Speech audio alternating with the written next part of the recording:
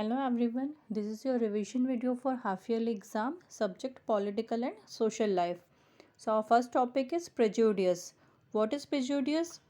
Prejudice means होता है कि हम किसी के बारे में पहले से ही एक नेगेटिव सोच बना लेते हैं, भले ही हमें उसका प्रॉपर नॉलेज हो ना हो, हम उसे जानते हैं या ना हो, वो कोई पर्सन भी हो सकता है, कोई ग्रुप ऑफ पीपल भी हो सकते हैं, या कोई एक्टिविटी भी हो सकती है, कुछ भी हो सकता है, लेकिन हम अपने आप से ही उसके बारे में नेगेटिव नोशन बना लेते हैं, नेगेटिव एडवाइस बना लेते हैं. So diversity brings differences. India is a vast country with different states and territories where people follow different cultures. Diversity की वजह से डिफरेंसेस तो आते ही हैं. अब इंडिया जो है बहुत वास्ट कंट्री है, इतने सारे स्टेट्स हैं, यहाँ पर डिफरेंट टेरिटरीज़ हैं, डिफरेंट कल्चर्स हैं, ट्रेडिशंस हैं, रिलीजन्स हैं. मेजरली 8 रिलीजन इंडिया में फॉलो किए जाते हैं. 28 स्टेट्स हैं यहाँ पर, 9 यूनियन टेरिटरीज़ हैं, ओवर 1600 लैंग्वेजेस बोली जाती है और 100 डांस फॉर्म्स हैं जो कि यहाँ पर प्रैक्टिस किए जाते हैं. अगर हम डिफरेंसेस की वजह से इन्हें रिस्पेक्ट नहीं दी जाती है तो फिर वो उसका रिजल्ट होता है prejudice. Prejudice occurs when we ascribe a negative notion to a person, group of people or an activity or anything without having proper knowledge about them. Prejudice कब होता है? जब हम किसी के बारे में नेगेटिव नोशन बना लेते हैं, चाहे हमें उसका प्रॉपर नॉलेज हो या ना हो. सो ये ओपिनियंस होती है जो हम कभी कभी बना लेते हैं डिफरेंट पीपल के लिए या उनके एक्शंस के लिए, भले ही हमें उसके बारे में इनफ डिटेल ना हो. सो प्रेजुडिस कब होता है? व्हेन वी जज other people negatively and consider them inferior in comparison to us. जब हम किसी अदर पीपल को जज करने लग जाते हैं नेगेटिवली, पॉजिटिवली जज नहीं कर रहे हैं, हम उन्हें नेगेटिवली जज कर रहे हैं और उन्हें अपने से कम समझ रहे हैं, उन्हें इन्फीरियर समझ रहे हैं. So it is a preconceived notion about something as per which we consider one thing better than the other. हम किसी एक चीज़ को दूसरी चीज़ से बेटर समझने लग जाते हैं. So by doing this we unknowingly end up disrespecting others. So हम जाने अनजाने में दूसरों की डिसरिस्पेक्ट करने लग जाते हैं. जैसे कि इंग्लिश लैंग्वेज है, हम उसे बेटर कंसिडर करते हैं अदर लैंग्वेजेस से. ये एक एग्जाम्पल दिया गया है, लेकिन ऐसा नहीं होता है. सभी लैंग्वेजेस की अपनी अपनी इम्पोर्टेंस होती है.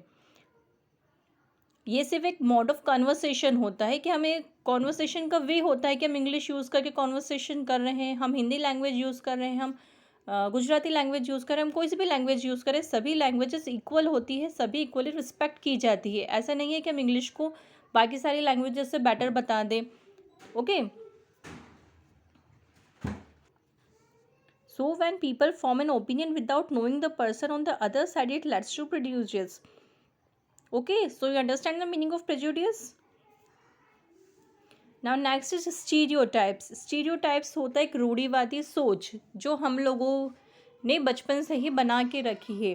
जैसे कि एक औरत वुमेन होती है तो उसका काम होता है, ऐसा बोला जाता है कि उसका काम होता है कि वो घर के सारे काम करे, जैसे झाड़ू पोछा करना, खाना बनाना वगैरह वगैरह, जैसे ये पिक्चर में शो किया हुआ है. तो स्टीरियोटाइप एक टाइप की सोच होती है जो हम लोगों ने बना रखी है. When we attach certain actions and characteristics to a particular type of person or a group of people, it is called a stereotype.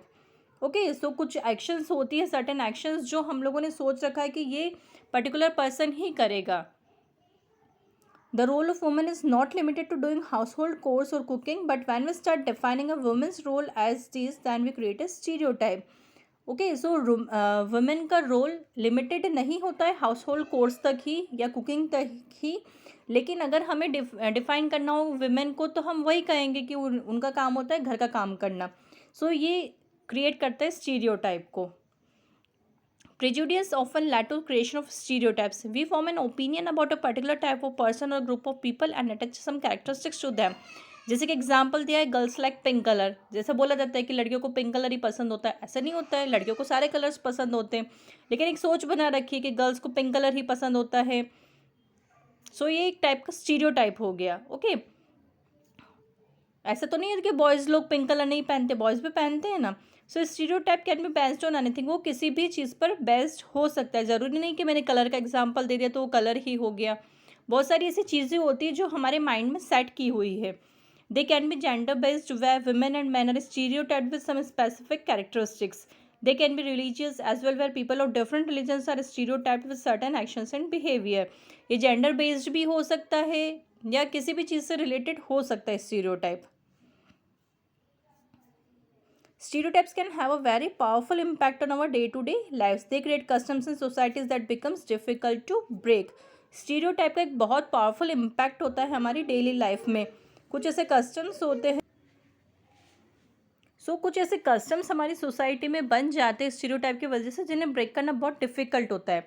जैसे कि एग्जांपल दिया है विमेंस रिस्पॉन्सिबिलिटी के ऊपर, कि उनकी रिस्पॉन्सिबिलिटी होती है कि वो घर का ध्यान रखें, घर के सारे काम करें, और मैन से सपोज किया जाता है कि वो लोग ब्रेड अर्नर्स होते हैं फैमिली के, मतलब वो लोग का काम होता है पैसे कमाना. So it sometimes denies women of many opportunities where they can also work outside like man, and man can assist in household chores. लेकिन ऐसा नहीं होता है. जो विमेन होती है वो भी घर के बाहर जाके काम कर सकती है, पैसे कमा सकती हैं, और जो मैन होते हैं वो भी घर के काम कर सकते हैं, घर के कामों में हेल्प कर सकते हैं. सो एक स्टीरियोटाइप है ये. नेक्स्ट हमारा टॉपिक है caste system and discrimination. India जो एक डाइवर्स कंट्री है, बहुत सालों पहले क्या होता था, जो पीपल थे कंट्री के, उन्हें डिवाइड किया गया था डिफरेंट ग्रुप्स में based on that kind of work. जिस टाइप का वो वर्क करते थे, जिस टाइप के वो लोग काम करते थे, उस टाइप उन कामों की वजह से उन्हें कुछ ग्रुप्स में डिवाइड किया गया था. जैसे कि कोई सामान बेच रहा है, people who performed religious ceremonies, those who were learned were grouped together. These groups were called castes. So ऐसे जो ग्रुप्स बनाए गए थे अलग अलग उनके बेसिस ऑफ देयर वर्क, उन्हें कहा जाता था कास्ट, और उस डिवीजन को कहा जाता था कास्ट सिस्टम. तो कुछ जो वर्क थे उन्हें बेटर कंसिडर किया जाता था in comparison to. So mainly 4 caste जो एंशंट इंडिया था उसमें 4 कास्ट में ग्रुप जो पीपल होते थे उन्हें डिवाइड किया गया था. जैसे कि अपर कास्ट और लोअर कास्ट हो गई. अपर कास्ट में 3 कास्ट आती थी, ब्राह्मण, क्षत्रियस एंड वैश्यास. जो प्रेस्ट होते थे, जो पुजारी होते थे, जो रिलीजियस वर्क करते थे, उन्हें कहा जाता था ब्राह्मण्स, वो उन्हें सबसे ऊपर रखा गया था. सेकंड थे क्षत्रियस, जो वॉरियर्स होते थे, जैसे जो किंग लोग हो गए, रूलर्स हो गए, जो लोग बैटल फील्ड में जाके वॉर करते थे, लड़ाई करते थे, वो हो गए क्षत्रियस. और थर्ड नंबर पे थे वैश्यास, जो बिजनेस करते थे, ट्रेडर्स जो थे, वो थर्ड कास्ट थी. और सबसे लोअर कास्ट जो होती थी शूद्रास, जो कि इन जो ऊपर के तीनों कास्ट थे, इन लोगों के लिए जो काम करते थे उन्हें कहा जाता था शूद्रास, और वो थे लोअर कास्ट में. There were another set of people who were not considered a part of this system. They were called untouchables. कुछ पीपल को उन लोगों ने अनटचेबल कंसिडर कर दिया था. जैसा कि नाम से हमें समझ में आ रहा है, अनटचेबल मीन्स उन्हें कहीं भी टच नहीं होने दिया जाता था. उन लोगों को दूसरे टेम्पल्स वगैरह में एंटर भी नहीं किया जाता था. उन्हें किसी तरह की परमिशन नहीं थी, वो लोग किसी से टच नहीं हो सकते थे. ओके, सो कास्ट सिस्टम ने हमारी कंट्री को डिवाइड कर दिया था. It discriminated a lot of people based on the kind of work done by them and denied them their rightful opportunity to do what they aspired to. It denied some people based basic amenities and things and made some people as superiors. So ये caste system की वजह से कुछ लोगों को तो superior बना दिया गया, जैसे ब्राह्मण्स हो गए, तो वो लोग तो एकदम सुपीरियर पे आ गए क्योंकि वो लोग रिलीजियस वर्क करते थे, पूजा पाठ वगैरह कराते थे, यज्ञ करवाते थे. और जो लोअर कास्ट में आ गए शूद्रस, जो इन तीनों के लिए काम करते थे, तो उन्हें बिल्कुल लोअर कास्ट में इंक्लूड कर दिया गया. सो कास्ट सिस्टम की वजह से इनइक्वालिटी डेवलप हो गई थी. सभी को इक्वली ट्रीट नहीं किया जाता था, उन्हें रिस्पेक्ट नहीं दी जाती थी.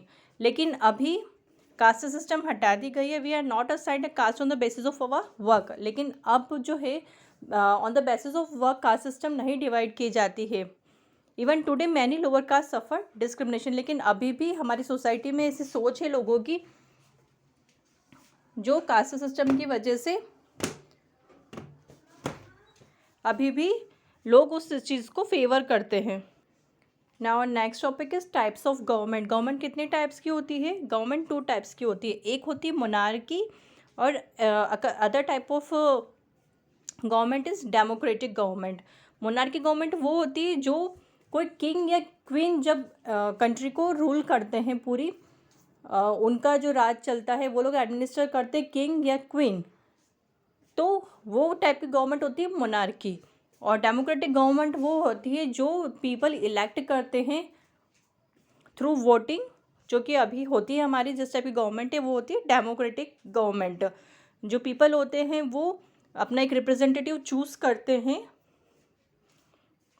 और फिर उन्हें वोट देके, तो वो होते हैं उस टाइप की गवर्नमेंट होती है democratic government. Formation of democratic government two type से होता है, एक होता है कंटेस्ट द इलेक्शन एंड होता है vote to elect a government. Election और वोटिंग जो होती है, इलेक्शन एक टाइप की प्रोसेस होती है जिसमें कि कैंडिडेट को सिलेक्ट किया जाता है और फिर उन्हें गवर्नमेंट में एक पोजीशन दी जाती है। इलेक्शन का मेन कंपोनेंट ये होता है कि वो डेमोक्रेसी फॉर्म करती है। Through this process we elect government that would govern us. इसके थ्रू हम गवर्नमेंट को चूज़ करते हैं जो कि हमारी पूरी कंट्री को गवर्न करते हैं। इंडिया में election commission of India conducts elections. Putting up the candidature in an election is called contesting and election. Candidate को इलेक्शन में खड़ा करने की जो प्रोसेस होती है उसे कहते हैं contesting and election. Different political parties होती है, फिर जो उस मेंबर होता है एक पॉलिटिकल पार्टी का, candidates who have their independent ideologies contest elections as independents.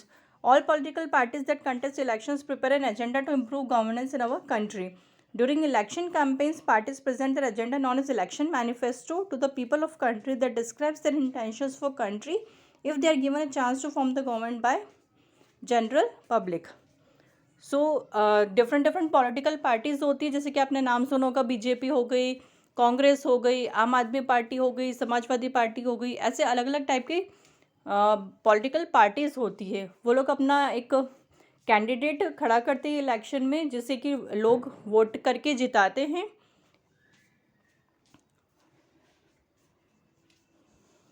जो सिटीजन्स होते हैं इंडिया के, वो अपने एक माइंड में एक पार्टी को फिक्स सेट करके रखते हैं। फिर जो उनके इंटेंशंस होते हैं कि जो उनको आइडियोलॉजीज इनके मैच होती है कि नहीं ये हमारे लोग लिए अच्छे से वर्क कर सकते हैं, वो उस कैंडिडेट को वोट देते हैं। Voting is conducted in various party of a city so that everyone can cast their vote conveniently. जितने भी पार्टीज़ होती हैं वहाँ पर जो वोटिंग होती है वो डिफरेंट मतलब जो सिटीज़ होती है उनके वेरियस पार्ट्स में कंडक्ट की जाती है ताकि सब लोग कन्वीनियंटली वोट दे सकें। जो वोट कास्टिंग होती है इलेक्शन में वो बहुत ही कॉन्फिडेंशियल होती है, मीन्स प्रायर सीक्रेटली उन्हें कंडक्ट किया जाता है। Forming a government is a very big step for a country, that is why many time people's opinions are influenced by various political parties. To ensure genuine and fear free voting, a secret ballot is used at the time of voting. Genuine और fair free voting करने के लिए secret ballot use किया जाता है voting के time पे, जैसा कि ये इसमें फिगर 2 में शो किया हुआ इलेक्ट्रॉनिक वोटिंग मशीन होती है। इलेक्ट्रॉनिक होती है, इसमें सारी पॉलिटिकल पार्टीज़ के कैंडिडेट्स के नेम होते हैं, फिर जिसे जो पार्टी को वोट देना होता है वो उसके सामने वाला बटन प्रेस कर देते हैं। So voter cast the vote through in electronic voting machine and vote remains secret. इसकी वजह से क्या होता है, जो वोटिंग होती है वो सीक्रेट होती है, कॉन्फिडेंशियल होती है। Candidate and party with maximum votes win the election. जिस पार्टी को सबसे ज़्यादा वोट मिलते हैं वो पार्टी इलेक्शन जीत जाती है। In India government is formed for a period of 5 years. कितने टाइम में होती है वोटिंग? एवरी 5 ईयर्स में, मीन्स हर 5 साल में वोटिंग होती है। After completion of its tenure elections are conducted and new government is formed. 5 सालों के बाद फिर से वोटिंग होती है और फिर से न्यू गवर्नमेंट फॉर्म होती है। If the government perform well in its 5 year tenure, same government can reelected as it is satisfied the people and they do not want any change. अगर 5 सालों में गवर्नमेंट अच्छा work करती है तो उसे फिर से री इलेक्ट करके फिर सेम गवर्नमेंट बना दिया जाता है। Election and voting are 2 most important part of a democratic government. We, the people of India, should never ignore our duty to vote, otherwise some undeserving candidates get elected and that can prove dangerous for our country.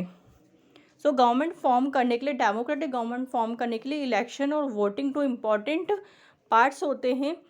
ये हमारी duty बनती है कि हमें voting के लिए, vote देने के लिए जाना चाहिए, हमें उसे इग्नोर नहीं करना चाहिए। नहीं तो ऐसा भी हो सकता है जो अनडिजर्विंग कैंडिडेट होते हैं वो लोग भी इलेक्शन जीत सकते हैं, जो कि हमारी कंट्री के लिए डेंजरस होता है। इसलिए ये हमारी रिस्पॉन्सिबिलिटी बनती है कि हमें वोटिंग के लिए हमेशा जाना चाहिए, उसे इग्नोर नहीं करना चाहिए। ओके।